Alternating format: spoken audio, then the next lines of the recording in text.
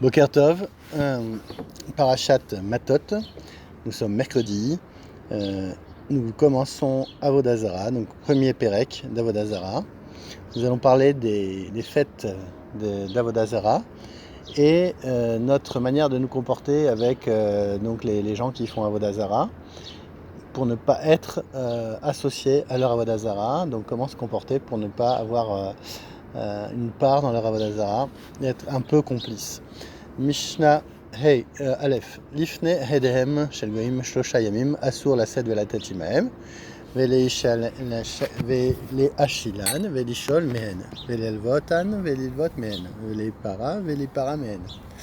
Donc on voit que 3 jours avant leur fête, ce qu'on appelle Eden, on n'a pas le droit de commercer avec eux, donc de faire du business, de leur emprunter des objets ou de leur prêter des objets, de leur faire des prêts d'argent ou de se faire emprunter, de se faire rembourser des dettes ou de rembourser des dettes. Tout ça, pourquoi ? Parce que le fait de faire ces choses-là, on va contribuer quelque part à leur simcha, à leur joie, et on va contribuer à leur avodah zara. Donc les chachamim nous ont mis en garde de faire donc toutes ces actions avec eux 3 jours avant leur fête. Rabbi Yehuda Omer, donc Nifrain Mehen Mipnei Shu Mitzarlen. Rabbi Yehuda nous dit qu'on a le droit de se faire rembourser d'eux parce que quelque part on va leur créer une douleur quand ils vont nous rendre l'argent.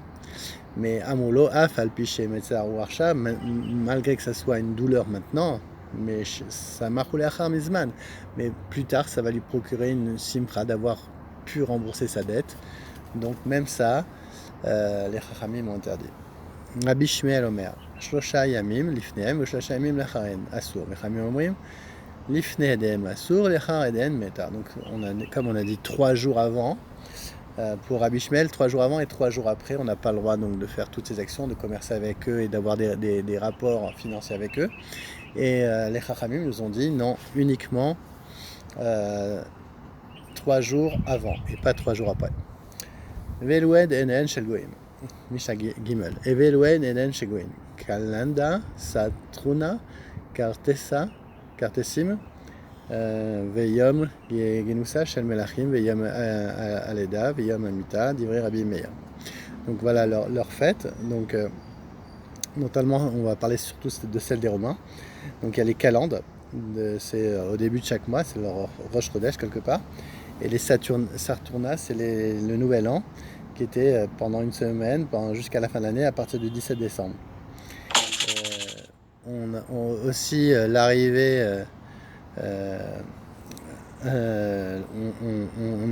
n'avait pas le droit de servir aussi quand c'était le jour de leur naissance, le jour de leur mort, pour Rabbi Meir.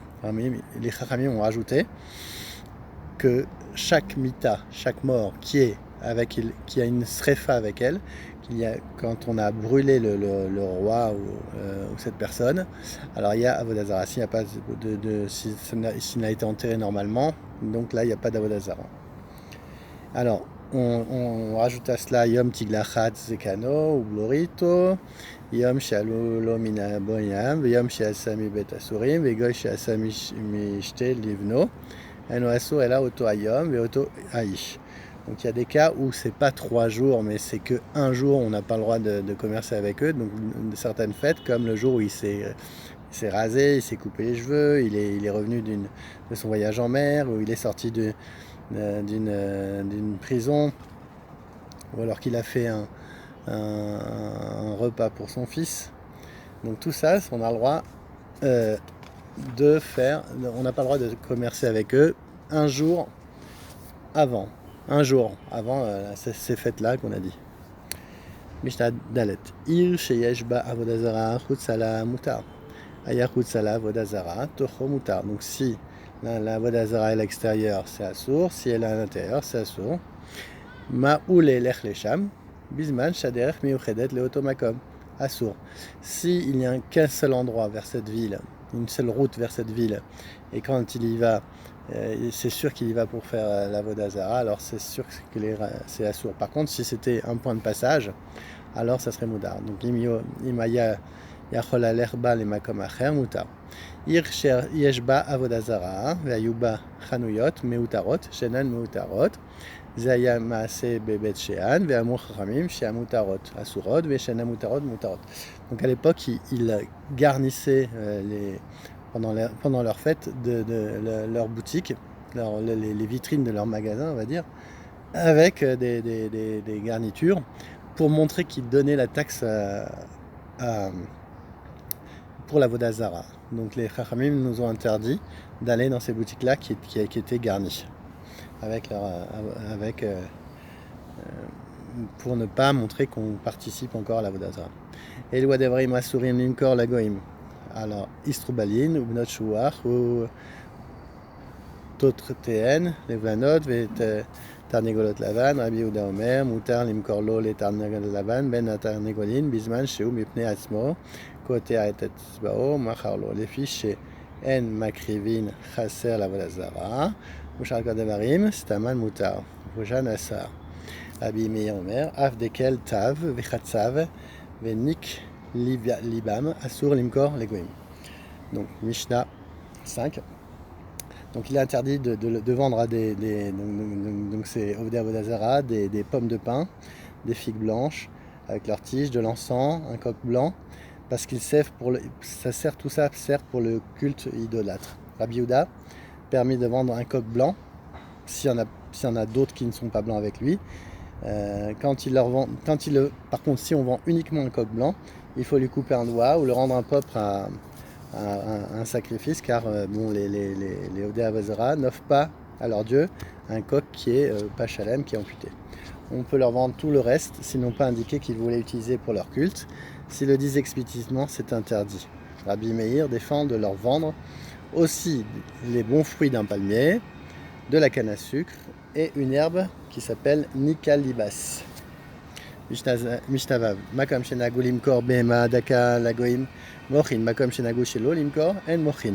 Bechol makon en mochin laen behema gasa galin veseachin shlemim veshburin. Rabbi Yehuda matir bashbura, ben betera matir basous. Donc Mishnah, la 6e Mishnah. Donc la vente d'une grosse bête d'un ovin, un non-juif, est interdite ou permise suivant l'usage local.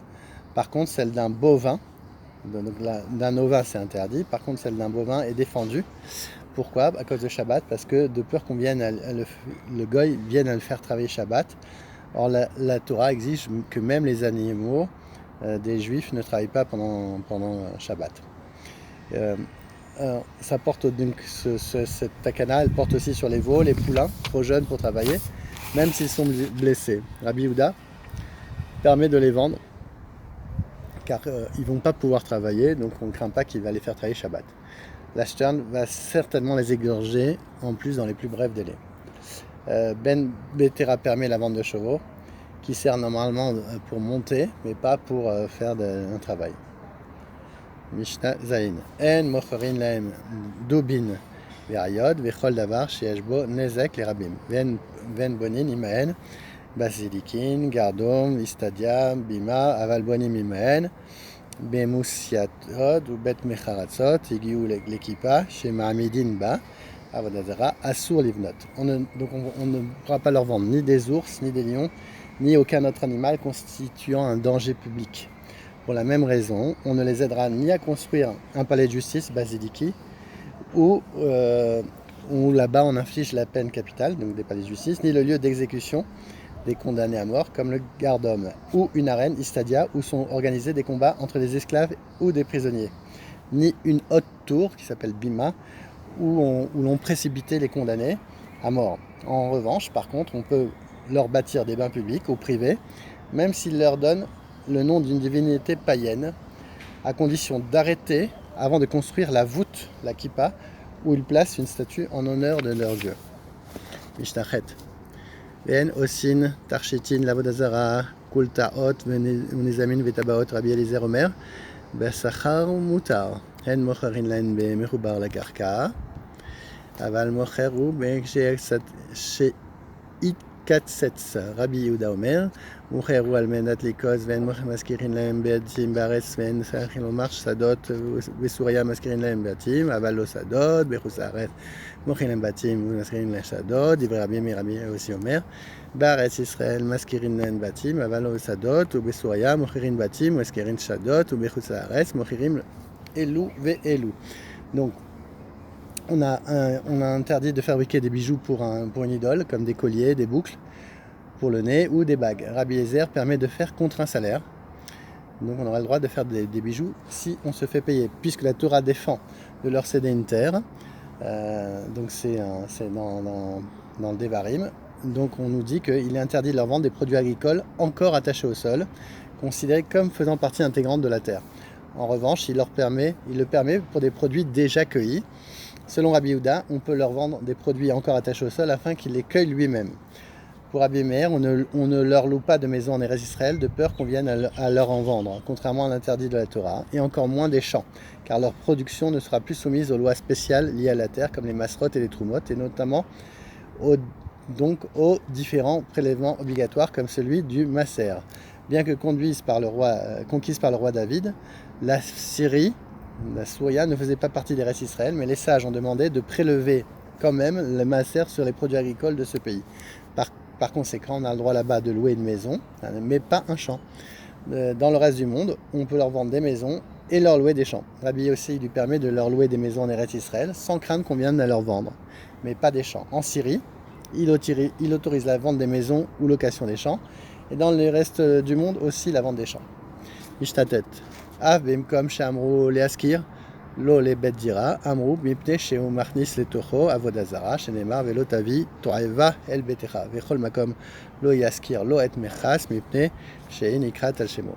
Donc là, même dans les endroits où la location d'une maison est permise, c'est-à-dire en Syrie d'après Rabbi Meir et aussi en Eretz Israël selon Rabbi aussi, on l'a autorisé uniquement s'il va s'en servir comme un entrepôt, comme un marsan, et non comme lieu d'habitation, parce qu'il pourrait y apporter son idole. Or la Torah ordonne, tu n'apporteras pas d'abomination dans ta demeure, nulle part on ne doit lui louer un établissement des bains, puisqu'il reste au nom du propriétaire juif. Celui-ci sera soupçonné de profaner le Shabbat quand son locataire fera chauffer de l'eau ce jour-là.